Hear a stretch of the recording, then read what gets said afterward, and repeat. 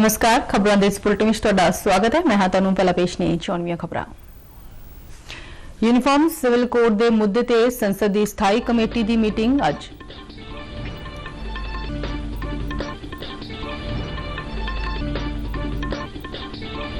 केंद्र सरकार ने 2025 तक देश विच हर साल नैनो यूरिया दियां 44 करोड़ बोतलों के उत्पादन का टीचा रखा। पंजाब सरकार ने पराली प्रबंधन मशीनरी मुहैया करवाउण लई 350 करोड़ रुपए की कारज योजना का खर्रा तैयार किया।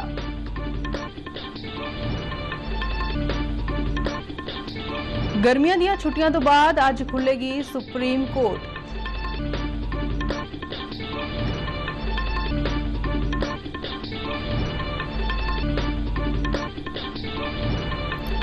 भारत सैफ चैंपियनशिप के फाइनल विच पुजा। ते हुण खबरां विस्तार नाल। यूनीफॉर्म सिविल कोड के मुद्दे ते परसोनल पब्लिक शिकायतां कानून और न्याय बारे संसद की स्थाई कमेटी की बैठक अज होवेगी। कमेटी के चेयरमैन और भारतीय जनता पार्टी के राज्य सभा मैंबर सुशील मोदी ने कहा है कि कमेटी इस मुद्दे नाल संबंधित धिरां दे विचार सुनेगी। उन्होंने कहा है कि कमेटी की मीटिंग किसी पार्टी की सियासत पर आधारित नहीं है क्यों जो इस विच सारियां सियासी पार्टियां दे मैंबर शामिल ने। यूनीफॉर्म सिविल कोड नागरिकां लई इकसार कानून बनाउण अते लागू करन संबंधी एक प्रस्ताव है। यह कोड धर्म अते लिंग के आधार तो इलावा बिना भेदभाव के सारे नागरिकां दे बराबर लागू होवेगा। मौजूदा समय विच देश विच वख-वख भाईचारिਆਂ ਨੂੰ ਆਪੋ ਆਪਣੇ ਨਿੱਜੀ ਕਾਨੂੰਨਾਂ ਅਨੁਸਾਰ ਕਈ ਸ਼ਰਤਾਂ ਨੂੰ ਮੰਨਣਾ ਪੈਂਦਾ ਹੈ। ਪਿਛਲੇ ਮਹੀਨੇ 14 ਜੂਨ ਨੂੰ ਲਾਅ ਕਮਿਸ਼ਨ ਨੇ ਲੋਕਾਂ ਅਤੇ ਰਜਿਸਟਰਡ ਧਾਰਮਿਕ ਸੰਗਠਨਾਂ ਨੂੰ यूनीफॉर्म सिविल कोड संबंधी सुझाव देण ਅਤੇ ਆਪਣੇ ਵਿਚਾਰ ਪੇਸ਼ ਕਰਨ ਲਈ ਕਿਹਾ ਸੀ। ਆਮ ਲੋਕ ਇਸ ਮੁੱਦੇ ਸੰਬੰਧੀ 14 ਜੁਲਾਈ ਤੱਕ ਆਪਣੇ ਸੁਝਾਅ ਭੇਜ ਸਕਦੇ ਨੇ। केंद्रीय मंत्री पीयूष गोयल ने विश्वास प्रगट किया है कि कई सियासी पार्टियां यूनीफॉर्म सिविल कोड के मुद्दे ते भारतीय जनता पार्टी का समर्थन करनगियां। एक न्यूज़ एजेंसी नाल गलबात करदियां केंद्रीय मंत्री गोयल ने कहा कि देश की सर्वोच्च अदालत सुप्रीम कोर्ट ने वख-वख दिते अदालती फैसलों में यूनीफॉर्म सिविल कोड लियाउण की गल की है। उन्होंने दोष लगाया कि 2014 तो पहला कांग्रेस सिर्फ समाज नूं वंड के सियासी खानापूर्ति ही करती रही है। बीजेपी के सीनियर आगू और केंद्रीय गृह मंत्री अमित शाह ने कहा है कि केंद्र सरकार होर पछड़ियां जातियां के विकास लिए लगातार काम कर रही है और पहली बार केंद्र सरकार विच ओबीसी वर्ग नाल संबंधित 27 मंत्री ने। उन्होंने मोदी सरकार के पिछले 9 सालों में इन्हां भाईचारिਆਂ के विकास और उन्हां दे जीवन में बदलाव लई मोदी सरकार वालों चुके गए कदमां की जानकारी भी सांझी की। लखनऊ में बीजेपी की भाईवाल पार्टी अपना दल वालों अपनी पार्टी के संस्थापक डॉक्टर सोने लाल पटेल की जयंती मौके करवाए गए एक समागम ਨੂੰ ਸੰਬੋਧਨ ਕਰਦਿਆਂ ਕਿਹਾ ਕਿ ਆਜ਼ਾਦੀ ਤੋਂ ਬਾਅਦ ਕਿਸੇ ਵੀ ਪਾਰਟੀ ਨੇ ओबीसी ਦਲਿਤਾਂ ਅਤੇ ਆਦਿਵਾਸੀਆਂ ਨੂੰ ਸਹੀ ਨੁਮਾਇੰਦਗੀ ਅਤੇ ਅਧਿਕਾਰ ਨਹੀਂ ਦਿੱਤੇ ਪਰ एनडीए ਸਰਕਾਰ ਨੇ ओबीसी ਕਮਿਸ਼ਨ ਨੂੰ ਸੰਵਿਧਾਨਕ ਦਰਜਾ ਦਿੱਤਾ ਜਿਸ ਨੇ ਪਛੜੇ ਵਰਗ ਦੇ ਵਿਕਾਸ ਦਾ ਰਾਹ ਪੱਧਰਾ ਕੀਤਾ। भाइयों बहनों, ये 9 साल के अंदर मोदी जी ने 60 करोड़ से अधिक देश के गरीबों के जीवन के अंदर परिवर्तन लाने के लिए ढेर सारे काम किए हैं और विशेषकर पिछड़ा समाज के लिए भी मोदी जी ने ढेर सारे काम करने का काम किया है। लोक सभा स्पीकर ओम बिरला ने भरोसा जताया है कि सहकारी खेतर भारत को आत्मनिर्भर बनाने के सुपने को पूरा करने में मदद करेगा। नवी दिल्ली में 17वीं इंडियन कोऑपरेटिव कांग्रेस के समाप्ति इजलास को संबोधन करदियां बिरला ने कहा कि सहकारी खेतर भारत को $5 ट्रिलियन का अर्थचारा बनाने में सब तो वड्डा योगदान देगा। उन्होंने कहा कि सहकारी खेतर में नरेंद्र मोदी सरकार वालों लिआंदे सुधारां ने भ्रिष्टाचार और पारदर्शिता की घाट को पूरा किया है। जब हमारा जीवंत लोकतंत्र है और लोकतंत्र की जितनी संस्थाएं हैं वो संस्थाएं सारी की सारी सहकारिता के आधार पर है। सही कहा पुरुषोत्तम रूपाला जी ने कि लोकतंत्र चलता है सबके सहयोग से, सबके साथ मिलकर, सबके अनुभवों का, विचारों का मंथन और विचार और मंथन से जो अमृत निकलता है उस अमृत से समाज का कल्याण। बीजेपी ਵੱਲੋਂ ਮੋਦੀ ਸਰਕਾਰ ਦੇ 9 ਸਾਲ ਸ਼ਾਨਦਾਰ ਢੰਗ ਨਾਲ ਮੁਕੰਮਲ ਹੋਣ ਤੋਂ ਬਾਅਦ ਚਲਾਈ ਜਾ ਰਹੀ ਸੰਪਰਕ ਸੇ ਸਮਰਥਨ ਮੁਹਿੰਮ ਦੇ ਤਹਿਤ ਕੇਂਦਰੀ ਖੇਡ ਯੁਵਾ ਮਾਮਲਿਆਂ ਅਤੇ ਸੂਚਨਾ ਤੇ ਪ੍ਰਸਾਰਣ ਮੰਤਰੀ ਅਨੁਰਾਗ ਸਿੰਘ ਠਾਕੁਰ ਨੇ ਉੱਘੇ ਭਾਰਤੀ ਕ੍ਰਿਕਟ ਖਿਡਾਰੀ ਸਿਖਰ ਧਵਨ ਨਾਲ ਮੁਲਾਕਾਤ ਕੀਤੀ ਅਤੇ ਉਹਨਾਂ ਨੂੰ ਮੋਦੀ ਸਰਕਾਰ ਦੇ 9 ਸਾਲਾਂ ਦੇ ਕੰਮਾਂ ਅਤੇ ਉਪਲਬਧੀਆਂ ਤੋਂ ਜਾਣੂ ਕਰਵਾਇਆ। ਇਸੇ ਕੜੀ ਤਹਿਤ ਉਹਨਾਂ ਨੌਜਵਾਨਾਂ ਵਪਾਰੀ ਅਤੇ ਬੋਟ ਕੰਪਨੀ ਦੇ ਸਹਿ ਸੰਸਥਾਪਕ ਅਮਨ ਗੁप्ता ਨਾਲ भी मुलाकात की थी। मोदी जी के नेतृत्व में सरकार के 9 वर्ष पूर्ण होने पर हमने जहां आज एक ऐसे युवा एंटरप्रेन्योर से मुलाकात की जिसने न केवल भारत का नाम देश में बल्कि दुनिया भर में ऊंचा किया है। अमन गुप्ता जी जहां पेशे से तो चार्टर्ड अकाउंटेंट भी हैं, बड़ी बड़ी कंपनीज के साथ काम भी किया, लेकिन अपना ब्रांड, क्योंकि जब बार बार हम ब्रांड इंडिया की बात करते हैं वो मोदी जी आगे बढ़ा रहे हैं, तो साथ ही साथ हमारे यंग एंटरप्रेन्योर्स अपनी अपनी कंपनी के ब्रांड्स के माध्यम से भारत को भी देश और दुनिया भर में पहुंचा रहे हैं। तो इसी तरह से बोट जो एस्टैब्लिशमेंट इन्होंने इलेक्ट्रॉनिक गुड्स में की है, तो मिलने आया था कि हमें खुशी है कि ऐसे युवा एंटरप्रेन्योर हमारे देश में हैं। ਵਿਸ਼ਵ ਖੇਡ ਪੱਤਰਕਾਰਤਾ ਦਿਹਾੜੇ ਦੇ ਮੌਕੇ ਤੇ ਇੱਕ ਟਵੀਟ ਸੁਨੇਹੇ ਵਿੱਚ ਅਨੁਰਾਗ ਸਿੰਘ ਠਾਕੁਰ ਨੇ ਸਾਰੇ ਖੇਡ ਪੱਤਰਕਾਰਾਂ ਨੂੰ ਉਹਨਾਂ ਦੇ ਯੋਗਦਾਨ, ਸਮਰਪਣ ਅਤੇ ਉੱਘੇ ਯੋਗਦਾਨ ਲਈ ਸ਼ੁਭਕਾਮਨਾਵਾਂ ਦਿੰਦਿਆਂ ਸਾਰਿਆਂ ਦਾ ਦਿਲੋਂ ਧੰਨਵਾਦ ਕੀਤਾ।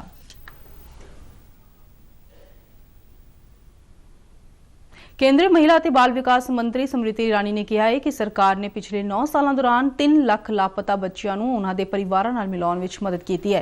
केंद्रीय मंत्री ने दस्सिया है कि सरकार ने इस अरसे दौरान 7 लाख तो वध बच्चों की मदद लई हथ फड़िया है। नवी दिल्ली विच बाल सुरक्षा ते तंदुरुस्ती बारे खेतरी कॉन्फ्रेंस नूं संबोधन करदਿਆਂ दस्सिया कि सरकार ने देश विच बच्चों के विकास और सुरक्षा नूं यकीनी बनाउण लई कई पहलकदमियां कीतियां ने। उन्होंने कहा कि बच्चों की देखभाल और सुरक्षा एक्ट विच सोध की गई। देश विच बच्चा गोद लैण दी प्रक्रिया बारे जानकारी दिंदे उन्होंने दस्सिया कि गोद लैण दे कानून नूं भी सरल बनाया गया है तां जो कोई भी इच्छुक मापे बिना अदालत विच पेश होए बच्चे नूं गोद लै सकन। केंद्रीय मंत्री ने इस मौके बाल अधिकारां बारे ऑनलाइन कोर्स भी शुरू किया। इस कॉन्फ्रेंस विच 9 राज्यां दे नुमाइंदे हिस्सा लै रहे ने। रसायन और खादां बारे केंद्रीय मंत्री मनसुख मांडविया ने कहा है कि 2025 तक देश में हर साल नैनो यूरिया की 44 करोड़ बोतलों के उत्पादन का टीचा रखा गया है। उन्होंने दस्सिया कि इस टीचे को प्राप्त करने लई देश भर में 9 प्लांट स्थापित किए जाएंगे। मांडविया ने यूरिया के फायदे दसदियां कहा कि नैनो यूरिया के फसलों में मिलन की दर 80% है, जबकि रवायती यूरिया की दर सिर्फ 30% है। उन्होंने कहा कि नैनो यूरिया सस्ती है और इस नाल फसल की पैदावार भी बढ़ती है। नैनो यूरिया दी निर्यात संभावनावां बारे केंद्रीय मंत्री ने कहा कि अमरीका ते कई होर देश विच भी दिलचस्पी लै रहे ने। उन्होंने कहा कि देश विच नैनो यूरिया का उत्पादन वधन ते इस नूं निर्यात करन दे यतन कीते जाणगे। मांडविया ने कहा कि आयात ते निर्भरता घट करन अते यूरिया उत्पादन विच आत्मनिर्भर होण लई यह टीचा तय किया गया है। उन्होंने कहा कि उत्पादन वधाउण लई पिछले 7 सालां विच देश विच 6 यूरिया उत्पादन प्लांट लगाए गए ने। विज्ञान और टैक्नोलॉजी मंत्री डॉक्टर जितेंद्र सिंह ने कहा है कि स्टार्टअप्स बौद्धिक संपत्ति अधिकार सुरक्षा का मंतव नवीनता और उद्यमता को उत्साहित करना है। नवी दिल्ली में कौमी बौद्धिक संपत्ति समागम दौरान बोलदਿਆਂ डॉक्टर सिंह ने कहा कि स्टार्टअप्स वालों पेटेंट और ट्रेडमार्क समेत बौद्धिक संपत्ति के अधिकारों के पंजीकरण नाल उद्योगिक संबंधां विच मजबूती सने देश विच नवीनता नूं हलाशेरी मिलण की संभावना है। उन्होंने दस्सिया कि ट्रेडमार्क प्रक्रिया के पंजीकरण लई लगन वाला समा घट के 1 महीना रह गया है, जिहड़ा कदे 1 साल तो वध सी। पंजाब सरकार ने सूबे विच पराली साड़न की समस्या नाल नजिठण लई बदलवें कदम चुकण की वचनबद्धता तहत सबसिडी ते पराली प्रबंधन मशीनरी मुहैया करवाउण लई 350 करोड़ रुपए की कार्य योजना का खरड़ा तैयार किया है। पराली प्रबंधन मशीनां उत्ते सहकारी सभावां अते होर समूह 80% सबसिडी का लाभ लै सकते हैं, जबकि व्यक्तिगत किसानों को 50% सबसिडी मिल सकेगी। खेतीबाड़ी ते किसान भलाई मंत्री गुरमीत सिंह खुंडिया ने दस्सिया है कि विभाग वालों मौजूदा वरे लई फंड मुहैया करवाउण वास्ते 350 करोड़ रुपए की कार्य योजना केंद्र सरकार नूं भेजी है अते फसलों की रहंद खूंद के प्रबंधन लई व्यक्तिगत तौर पर किसानों नूं 20,000 तो वध मशीनां सबसिडी ते उपलब्ध करवाईयां जाणगीआं।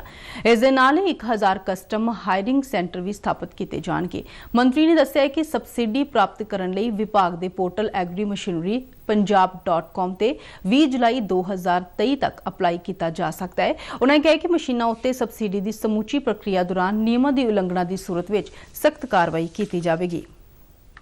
सूबे के सरकारी स्कूलों में प्री प्राइमरी तो 8वीं जमात तक के विद्यार्थियों लिए अज तो 15 जुलाई तक लगाए जा रहे समर कैंप संबंधी सारियां तैयारियां मुकम्मल हो गई ने। यह जानकारी सूबे के स्कूल सिक्ख्या मंत्री हरजोत सिंह बैंस वालों दी गई। उन्होंने दस्सिया कि स्कूल सिक्ख्या विभाग वालों पहली बार निवेकली पहलकदमी करते हुए सारे सरकारी स्कूलों में समर कैंप लगाए जा रहे हैं। उन्होंने दस्सिया कि समर कैंपों दौरान बच्चों तो भौतिक गतिविधियां, सेहत संभाल, खेडां, आर्ट क्राफ्ट, मौलिक कदरां कीमतां, गणित, वातावरण सिक्ख्या और भाषा कौशल आदि संबंधी कार्य करवाए जाएंगे। उन्होंने कहा कि 9वीं तो 12वीं तक के बच्चों की पढ़ाई आम दिनों वांग ही होगी। सुप्रीम कोर्ट विच 42 दिनों दी गर्मियों दी छुट्टियों तो बाद अज तो फिर आम वांग अदालती काम शुरू हो रहा है। छुट्टियों दौरान बनाए गए बेंचों वालों 2000 तो वध मामलों की सुनवाई की गई और 700 तो वध मामलों का निपटारा किया गया।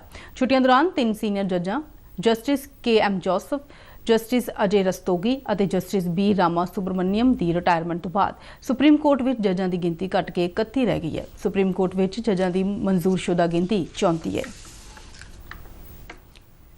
फ्रांस विच पुलिस की गोली नाल एक नौजवान की मौत तो बाद पिछले 5 दिनों तो भन्न तोड़ ते हिंसा जारी है।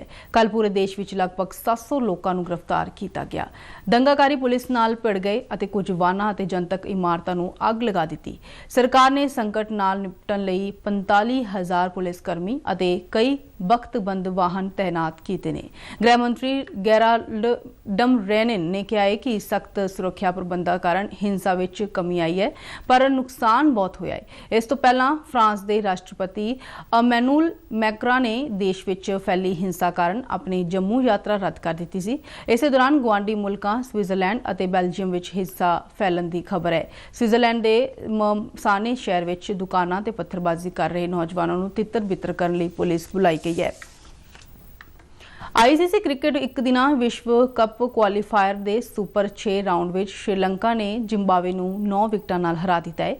इस जीत के नाल श्रीलंका क्रिकेट टीम भारत में इस साल होने वाले एक दिना क्रिकेट मैच विश्व कप लई क्वालीफाई करने वाली पहली टीम बन गई है। भारत के यूकी पाम्बरी ने अपने दक्षिण अफ्रीकी जोड़ीदार लॉयड हैरिस नाल मिलकर स्पेन विच करवाई गई मैलोरका लाइन टेनिस चैंपीयनशिप विच मर्दां दा डबल्स खिताब जित लिया है। यूकी पाम्बरी का यह पहला ATP वर्ल्ड टूर खिताब है। दोवां खिडारियों ने फाइनल विच नीदरलैंड के रॉबिन हेजे और आस्ट्रिया के फिलिप ऑसवाल्ड की जोड़ी नूं 6-3, 6-4 नाल हराया। इस सफलता तो बाद यूकी पाम्बरी के ATP डबल्स रैंकिंग विच भी सुधार होवेगा ਅਤੇ ਉਹ ਹੁਣ ਦਰਜਾਬੰਦੀ ਵਿੱਚ 75ਵੇਂ ਸਥਾਨ ਤੋਂ 58ਵੇਂ ਨੰਬਰ ਤੇ ਪਹੁੰਚ ਜਾਵੇਗਾ। भारत फुटबॉल सैफ चैंपीयनशिप के फाइनल में पहुंच गया है। बंगलुरु में खेडे गए सैमीफाइनल में भारत ने लिबनान नूं 4-2 नाल हरा दिता। वाधो समय तक भी दोवां टीमां कोई गोल नहीं कर सकियां। मैच का फैसला पेनल्टी शूटआउट राही होया। हुण फाइनल में भारत का मुकाबला कुवैत नाल होवेगा। कुवैत ने एक होर सैमीफाइनल मैच में बांग्लादेश नूं हराया सी। भारत 13वीं वार चैंपीयनशिप के इतिहास में यह फाइनल मैच खेडेगा। हुण तक खेडे गए 13 मैचों में भारत 8 में सफल रहा।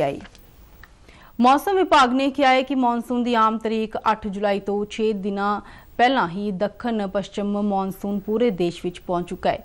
बीते दिन मानसून राजस्थान, हरियाणा और पंजाब के ਵੱਖ-ਵੱਖ इलाकों वाल वाधा नजर आया। मौसम विभाग के सीनियर विज्ञानी डॉक्टर नरेश कुमार ने अगले 5 दिनों दौरान उत्तर पूर्वी राज्यों में भारी तो बहुत भारी बरसात की संभावना जताई है। उन्होंने दस्सिया कि मानसून इस वेले खास तौर पर उत्तर पूर्वी राज्यों में वधेरे सरगर्म है। पंजाब में मानसून आ गया है और पिछले 3 दिनों तो ਵੱਖ-ਵੱਖ जिलों में रोक रोक के मींह पै रहा है। मींह पैण तो बाद सूरज निकलण कारण लोगों को हुमस भरी गर्मी झेलण लई मजबूर होना पै रहा है। बीते दिन पंजाब के ज़्यादातर जिलों में मौसम साफ रहा और कई जिलों में तापमान 36 तो 38 डिग्री सैल्सीयस रिकॉर्ड किया गया। अज भी पंजाब के ज़्यादातर हिस्सों में मौसम साफ रहेगा, पर भलके कुछ जिलों में बदलवाई और गरज चमक नाल हल्की बारिश होने की संभावना है। खबरों के बुलेटिन साडे दर्शक RNU DDK जलंधर के यूट्यूब चैनल, फेसबुक पेज और ट्विटर हैंडल से भी देख सकते हैं। बुलेटिन के आखिर में आउणियां खबरां एक बार फिर तो। यूनीफॉर्म सिविल कोड के मुद्दे ते संसद की स्थाई कमेटी की मीटिंग अज।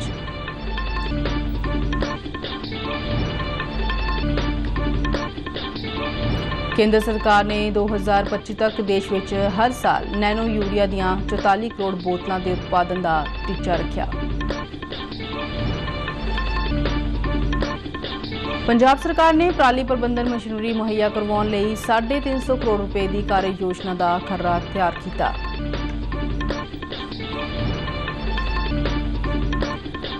गर्मियों दी छुट्टियां तो बाद अज खुलेगी सुप्रीम कोर्ट।